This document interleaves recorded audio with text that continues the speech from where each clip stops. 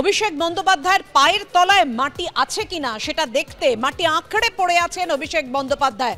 Diamond হারবারে আমি লড়বো এমনটাই হুঙ্কার দিলেন আইএসএফ বিধায়ক নওশাদ সিদ্দিকী। বাঙর থেকে এইভাবেই হুঙ্কার দিলেন নওশাদ সিদ্দিকী।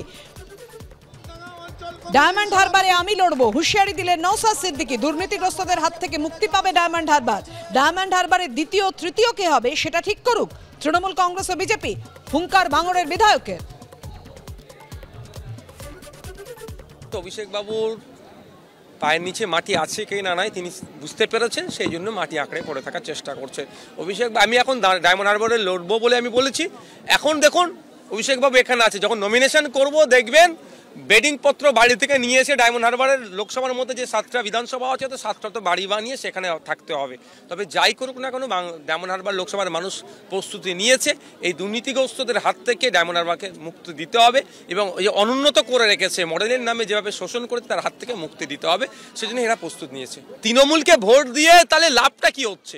সিএ এর বিরুদ্ধে যখন ভোটাভুটি হচ্ছিল অভিষেক বাবু কোথায় ছিলেন? তৃণমূলের 7টা এমপি সেখানে অনুপস্থিত ছিল এবং কতজন ভোট দেয়নি সে ডেটাটা তুললেও তো বোঝা যাবে। বাংলার মানুষ বুঝতে পেরে গিয়েছে। বরঞ্চ আজকে ডেটা বলছে তৃণমূলের যে অবস্থা যে জায়গায় পৌঁছেছে, তৃণমূল বরঞ্চ ভোট কেটে বিজেপিকে সুবিধা করবে। তৃণমূল আর বিজেপি ঠিক করুক সেকেন্ড আর থার্ড কে হবে, ওদের মধ্যে বোঝাপড়া করে নিক। ডায়মন্ড হারবারে 1 নম্বর ফার্স্ট পজিশনে আইএসএফ আসছে। অভিষেক বন্দ্যোপাধ্যায়ের দুর্গ হচ্ছে ডায়মন্ড হারবার। ডায়মন্ড হারবারের মানুষের সঙ্গে অভিষেক বন্দ্যোপাধ্যায়ের হৃদয়ের সম্পর্ক। নওশাদ সিদ্দিকীকে 3বার জন্ম নিতে হবে, পাল্টা হুঙ্কার দিয়েছেন ফেরহাদাকে। যে পুজো হয় তাকেও তো চিৎ হয়ে শুধবার ইচ্ছে করে। অভিষেক ব্যানার্জির দুর্গ হচ্ছে ডায়মন্ড হারবার। ওইখানে গিয়ে দাঁড়ালাম আর জিতে গেলাম হয় না।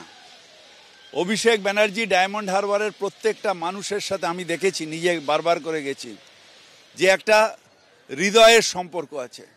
অভিষেক বন্দ্যোপাধ্যায় শুধু ডেভেলপমেন্ট নয়, ডায়মন্ড হারবারে যেভাবে খেলাধুলা প্রসার করেন, যেভাবে ওই এমপি কাপ করেন, যেভাবে বিভিন্ন জায়গায় ফাংশন করেন, যেভাবে এক ডাকে অভিষেক করে ডায়মন্ড হারবারের মানুষের জন্য যেভাবে তার অফিস সারা 24x7 ডায়মন্ড হারবার মানুষকে পরিষেবা দেয়, সেটা করতে গেলে নওশাদ সিদ্দিকীকে আবার 3টে জন্ম নিতে হবে।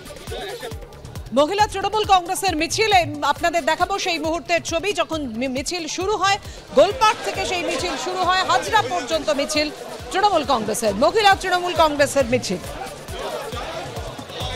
কেন্দ্রীয় বঞ্চনার প্রতিবাদে তৃণমূলের মিছিল।